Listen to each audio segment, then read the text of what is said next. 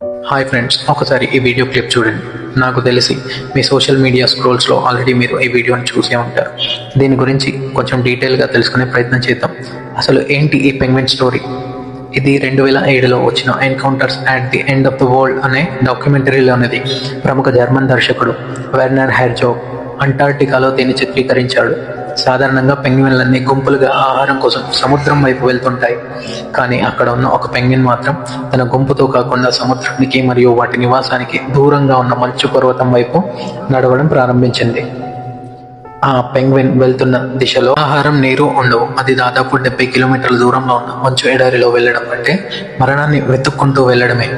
అయితే శాస్త్రవేత్తలు దీనికి ఒక కారణం చెప్తున్నారు. నావిగేషన్ ఎర్రర్ లేదా మెదడులో ఏదైనా సమస్య వల్ల అలా దారి తప్పుతుంటాయి. ఒకవేళ వాటిని పట్టుకొని మళ్ళీ గుంపులో విడిచిపెట్టినా సరే అవి మళ్ళీ తిరిగి అవి అనుకున్న దారిలోనే పయనిస్తాయి అని చెప్తున్నారు. ఈ పాత వీడియో మళ్ళీ 2026లో సోషల్ మీడియాలో విపరీతంగా వైరల్ అవుతుంది.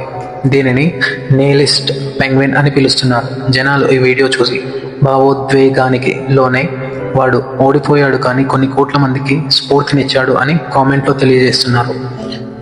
లోకం వెళ్తున్న దారిలో కాకుండా ఫలితం మరణం అని తెలిసినా సరే తనకంటూ వేరే దారిని ఎంచుకొని వెళ్ళడం అనేది నేటి యువతను బాగా మోటివేట్ చేసింది. ఈ లోకం పోకడాను కాదని తన సొంత దారిలో వెళ్ళిన ధైర్యవంతుడిలా నెటిజన్ల మనసు గెలుచుకుంది ఆ పెంగ్విన్. ఈ వీడియోపై మీ అభిప్రాయాన్ని కామెంట్ రూపంలో తెలియజేయండి. మరో వీడియోతో మళ్ళీ కలుద్దాం. ఛానల్ని సబ్స్క్రైబ్ చేయండి మరియు ఫాలో చేయండి. జై హింద్.